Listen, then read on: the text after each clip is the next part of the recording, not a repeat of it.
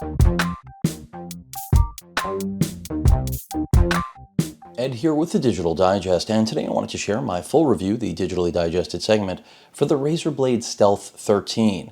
Now, before I get into my full impressions of this laptop, let's go over pricing and specifications. So at $2,000 US, that is the current retail price for this build. This is Razer Blade's top-of-the-line Stealth 13. It packs, of course, Intel's Ice Lake 10th Gen Core i7, the 1065 G7, 16 gigs of RAM, a half terabyte SSD, and an Nvidia GTX 1650 Max-Q, which is what really separates the Razer Blade Stealth 13, in my opinion, from the rest of the Ultrabook world. It does have a touchscreen. This is, again, the 4K version of it. That's why it's $2,000 US. And that version has not been discounted at all. And that's one of my main gripes with this machine, because otherwise it is really complaint-free. So cost is the number one inhibitor, in my opinion, of picking up the latest Gen Stealth 13. But otherwise, they've done pretty much everything right, and I'll get to that through the course of this. However, if you're interested in the full HD model, that has already gone on sale. That originally was spec'd at $1799.99, which I felt was, of course, as well, way too expensive for what it was. But now it's been reduced to $1499.99. And that is important, because that takes a machine that I wouldn't have necessarily recommended at that $1,800 price point and makes it, in my opinion, much easier to recommend. Now, granted, again, that's not this model. This is the 4K touchscreen version. The other one is full HD. But otherwise, everything else on the machine is identical. So let's get into it. I've gone over specs and pricing. You are paying a pretty hefty premium for Razer's best-in-class, but it is best-in-class, not just Razer's. We have, in my opinion, one of the better keyboards out there, a great touchpad. You actually have RGB lighting. You can't specifically set up zones, but any color you want, you can make this. Let's see if that picks up, even though I've got some bright lights. It's cycling right now. It's red, it's yellow, it's doing it all. And it's pretty cool. In fact, what I'll do is I'll just hit the studio light and you'll see it right now. Haven't been, showing this off with other machines I'm reviewing, because quite frankly, other machines do not have RGB capability like this. So you'll see right now it's going from blue, purple. It's going to keep cycling. Now it's over to a pink color. Hopefully that's coming up on camera. And it's just very cool. Now, is that worth buying this machine for? No, absolutely not. Is it impressive, though, on a build? Of course. And it's something that I expect more laptops to have present day, but they simply do not have. As far as the internals, everything is top-notch. It's basically the same as what I've been reviewing on the Lenovo C940, as well as the HP Spectre X360 2-in-1, and what you'll find in top-of-the-line Surface products, and of course Dell's XPS 13 lineup. But what really separates Razer is, again, the fact that it has dedicated GPU on board a machine that is still an Ultrabook. We do have Windows Hello up at the top with that camera, something that I like and I really feel should be standard on everything. Speaker performance is solid. The machine, as far as quality control, is a brick house. It really is built very well. And even though it's 3 pounds, it's not aggravating to carry around, because that weight class keeps it in line with all the other Ultrabooks on the market.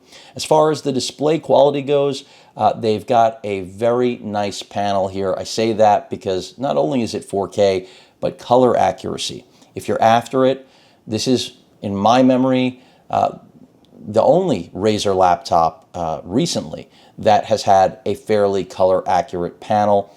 They even note it on their marketing, 100% sRGB. As far as Adobe RGB, it's not 100, but it's still better than what you'll find in pretty much any competing product, and that includes the Lenovo C940. I gave a lot of praise to that machine's 4K IPS panel, but I can tell you this one is, at least from a color accuracy standpoint, better.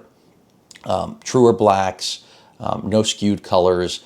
So that's something I think worth mentioning, especially if you're going to step up to the 4K panel. You're not going to get that same color accuracy if you go with Full HD. That tends to be the case with every manufacturer these days, and I think that's because the majority of the panels are coming out of the same place in China. So if you go for 4K, you're getting a higher fidelity panel in every regard, not just resolution. Keep that in mind. But from a gaming perspective, no net benefit with the 4K because you're going to end up gaming in 1080p. But the good news is the GPU inside this machine can handle pretty much everything at 1080p. Are you going to run it fully spec'd out, highest detail and everything? No, you're not going to, but you won't be able to do anything like that with any other machine in this class. So that is a big deal. Don't be mistaken for a moment. No other machine on the market except for desktop replacement class machines are going to give you the sort of gaming, video editing, and photo editing prowess that the Razer Blade Stealth 13 with the 1650 Max-Q has to offer. So when it comes to the price, yes, this is the most expensive Ultrabook. I'm not going to include Apple because that's just ridiculous.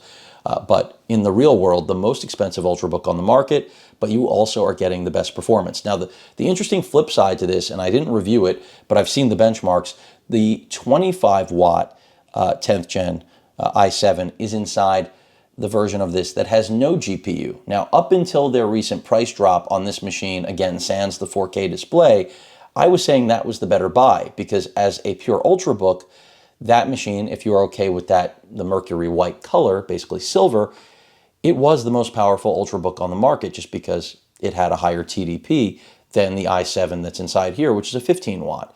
But now that the full HD version of this laptop with the Nvidia GPU has been lowered to 1500, that, in my mind, is not only one of the best machines out there, but one of the best values because you will not find a build like that for 1500 anywhere else. So again, if you need dedicated graphics, and not just as a gamer, but as a photo and video editor, you're not going to find it anywhere else other than this 13-inch Ultrabook. And that is really what sets it apart. And in my opinion, makes it worthwhile for many of you out there. Now, I was very tempted by this, but I really had my heart set on a 2-in-1. A lot of people don't care about 2-in-1s. That's where this becomes the king of the hill because you won't find anything else, again, outside of 15-inch class machines that are aimed at desktop replacement that pack this sort of power. Not necessarily the processor, but the GPU. I mean, you go to the Lenovo C940, you go to their 15-inch version, you're getting pretty much the same GPU you're getting inside this machine. And that says a lot. This is a 3-pound computer.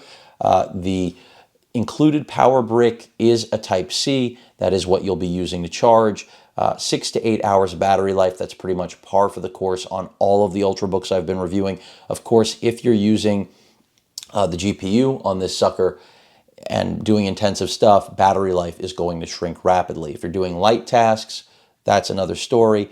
You will get better battery life, of course, out of the Full HD rather than the 4K model that I have here. And you'll do even better with the Full HD only with the 25 watt CPU, basically omitting, of course, the 1650 Max-Q. But at the end of the day, now that the Max-Q model in Full HD is 1500, I cannot recommend the Ultrabook, pure Ultrabook version that doesn't have the GPU. I mean, it's still a good machine, but at $1,500, do yourself a favor and get yourself the 1650 Max-Q. I mean, that's the reason to really buy the Razer, in my opinion, to begin with. When the price gap was there, then it made sense to recommend the 25 watt version of the 10th gen Intel i7.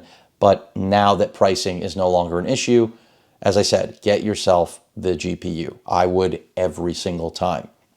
But I also would want the 4K display, and that's why this machine still isn't a go for me personally, because $2,000 is just simply too much for what it's capable of. Because at the end of the day, none of these Ultrabooks are going to replace my desktop, and I don't want them to. Now, if you want an Ultrabook to replace your desktop, this is as close as you're going to get. And for me, editing photos, editing video, this had the best overall performance of any machine that I've reviewed as of late here with the Ice Lake refresh. So not just gaming, as I've said, this is going to be the best gaming Ultrabook on the market, but in addition to that, the best photo and video editor that you're going to find as well. And I mean, build quality is fantastic, no issues at all. You can see on the left side of the machine our Type-C port right there, a Type A port. That is a Thunderbolt port, by the way, headphone jack. And then as we come around to the right side of the machine, another Type A port and another Thunderbolt port. So again, you will be doing your charging through the Type C Thunderbolt. And it is a fairly large brick because it does require 100 watts. Okay, so it's not one of those little 65 watt chargers that you'll find with most Ultrabooks out there. It's getting closer to a desktop size class power brick. Now, the one thing I would like to see Razer do away with on this model, and they got close, okay? They really did. They narrowed down those bezels, but look at that chin. I mean, if Jay Leno were a laptop, this would be him, right? And that's not an insult to Jay Leno. His chin is what has made him iconic besides his sense of humor. Granted, he's a little bit over the hill at this point, but, and, you know, not mainstream anymore. But enough about Jay Leno. So yeah, the bottom here, that chin, if they could have made this at least feel like it was a little bit more proportionate, that would have been great. Because what I end up seeing with this, and it's really more of an eyesore, it's not an actual problem with the machine, is that when you look at this, it just seems like they quit on the design. Because you've got the thin bezels all around, and then we get here, and it's just like they just gave up. They sat on their hands and they were like, well, we slimmed everything else down. What are we going to do with that? Just leave it as a black bar, a really thick black bar. Now, if that's all I have to complain about, which it pretty much is, you know this machine is a winner. I mean, solid battery life, best in class performance on the processor and GPU in its form factor, since it's the only of its kind. It's got a very good display, fantastic trackpad, great keyboard. I do wish, you know, that there was a dedicated power button on the body, but they wanted to keep it clean. This isn't a new thing with Razer. The speakers, as I've mentioned, fantastic performance considering, and that's considering it's an Ultrabook. These aren't best-in-class speakers. They don't rival the Yoga C940, but certainly better than my HP Spectre. And I have to say, if Razer ever decides to make a 2-in-1 like this, they will have my money, because this checks almost every box. I mean, I wish we had a micro SD card slot, but if you know Razer, you know that is never happening. I mean, it's not in their lineage. It used to be just purely gaming. Now they know they're appealing to a little bit more, obviously. And that's why they do the 4K display. Also, if I could get my wish list checked off here, we'd have an OLED option. Now, I don't know why they didn't do that, because they could have a 13.3-inch Samsung OLED panel in here. And from a gaming perspective, that wouldn't be an issue, as we all know. And it would definitely be better than this panel. I assume at the end of the day, the only reason they don't have an OLED option, because they certainly do with the 15-inch, is cost. It's cost prohibitive, and they don't have the buying capacity that HP does, or Dell. Not that Dell has a 13.3-inch OLED, they don't. But I assume that next year, or through the course of next year, I should say, because I don't know what quarter it will be in, we will likely see 4K OLEDs in this model. And that may be when Razer gets me to bite, especially if they do something with this "we quit on design" chin, because that's what it is. I actually insulted Jay Leno before, because that's not a quit on design, this is. Okay, so that's my biggest knock against this machine.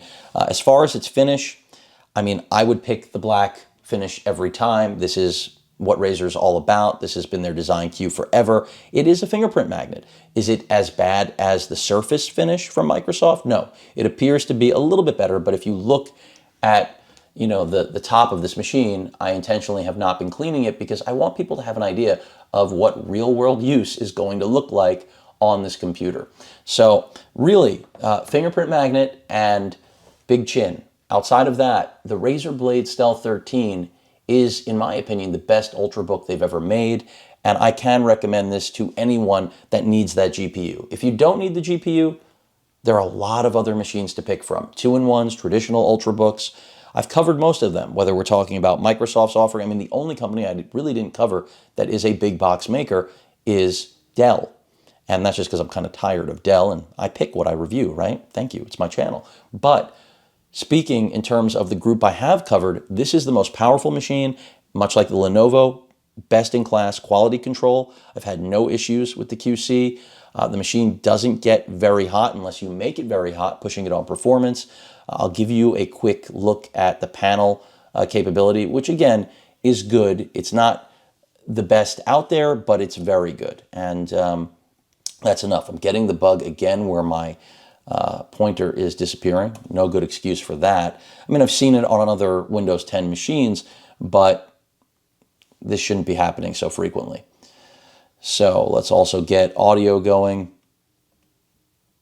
I'm not muted, I don't think. So I'm wondering why. There we go. And let's skip that. That is 4K. And as I stated, this is better. This is better than the Lenovo Yoga C940's display. Just marginally, because it's color accuracy, not brightness. They're virtually the same when it comes to brightness.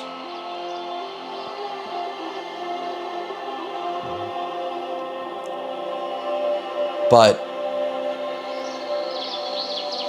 again, this was a very hard choice for me because as expensive as the Razer Blade is, I was willing to pay for what came in this package. It's just, I can't help but keep looking at that chin.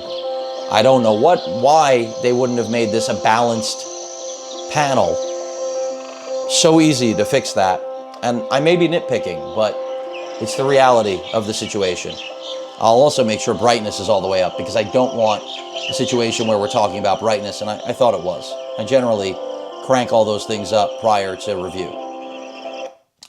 So, weak points with this machine. There really aren't any. I mean, what I've mentioned is my own personal opinion, as usual, but they aren't flaws, technical flaws in the machine that are going to basically push buyers away. You've got a very reflective display. Another thing I would have loved to have seen that we're not getting, G-Sync. I mean, I know that would make everything incredibly expensive, but Razer's all about that gaming edge. Obviously, incorporating that would just be something that would put this thing over the top, right? I mean, I don't personally want to game on a full-time basis on a display this small, but if you did, that would just be another lovely feature, wouldn't it? So I think Razer is going in the right direction. Remember, they're a very small company when you compare them to the other manufacturers, builders that I have been. But what they've put together, you would not have a clue that they're so tiny, that they're, competing with essentially monsters of industry compared to them. And I'm surprised no one's tried to buy them like Microsoft. I mean, always seemed like a good fit. Maybe that will eventually happen. I do fear that eventually we're going to see a consolidation of Razer because they're just, again, they're really small. They make great products and they absolutely own a niche in the PC realm. If you're a gamer, you don't need to buy all of their accessories, all that crap. But if you want the best gaming laptops, they generally do that right every time. So I have no reservations. I've said this before, again, and now again, recommending this machine because if you're looking for a 10th gen Ice Lake Ultrabook that also happens to be a gaming machine, this is the only one out there. Otherwise, you'll be stepping up to 15-inch models that weigh at least 2 pounds more, or at least 1.5 pounds more, have much bigger bricks, have much bigger form factors, less battery life, and if that's what you're in the market for, that's what you should be looking at because you'll save money. Whether it's the C940, a Dell, or even a Razer Blade. I mean, you can get the Razer Blade 15 for $2,000 and be done and have a more powerful machine. So you absolutely are paying for this form factor, but I think it's worth it if that's what you're after because it does everything it should well. And I haven't shown the bottom of the machine, but let's take a quick look at that. I mean, it just does a great job of staying cool. And when I look at all of the other machines that I've been reviewing, none have as clear a pathway to cooling. I mean, you see those two fans sitting there to cool the entire board, CPU, GPU. It does a good job. It does the job it should.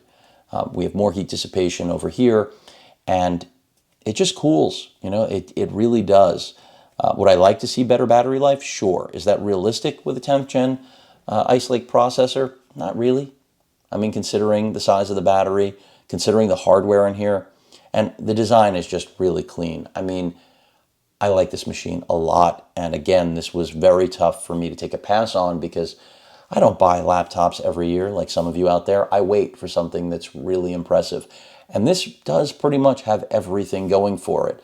Again, if I wanted to game on this, If that was more important to me, I'd be all over it. And yeah, you do have that benefit in benchmarking because of the 1650 Max Q, which means there's a benefit, as I've mentioned over and over, in rendering, editing of every kind. But for the amount of rendering that I'll be doing in my Ultrabook, I couldn't justify it. The Spectre fits my needs. This does too, but at a premium over the Spectre that if this was going to be my only machine, or if I absolutely had to have that GPU, then yeah, I would have gone with this without hesitation, even with the price gap. And I'm showing you also, of course, Razer's, this isn't a new thing, their LED indicator here that the machine is sleeping right now. That's also there for charging, all of that good stuff.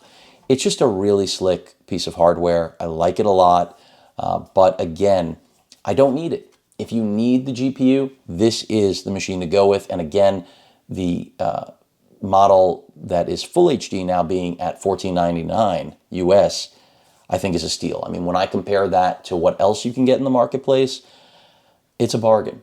You know, I wish they had more than a 0.5 terabyte option, but that's again a reflection of the fact that you can't really customize with Razer because they are that small of an outfit. An operation that small simply doesn't have the leverage to do those kind of things. But they do have the ability to still make one of, if not the most powerful Ultrabook. And look, you can actually open that up one-handed all the way for you one-handed junkies. There's a lot to like here, folks. A lot to like, and I give credit where it is due. Razer Blade did a fantastic job with the Stealth 13, and I just look forward to them sticking around and making more great Ultrabooks like this. I mean, I don't care as much about the 15-inch because I don't need a desktop replacement in the form of a laptop, but if the time comes, this would be the company that I would turn to for that, because really no one else makes a better, in my opinion, a better 15-inch desktop replacement than Razer. And guess what? No one makes a more powerful 13-inch Ultrabook either. Any questions or comments, please feel free to post them.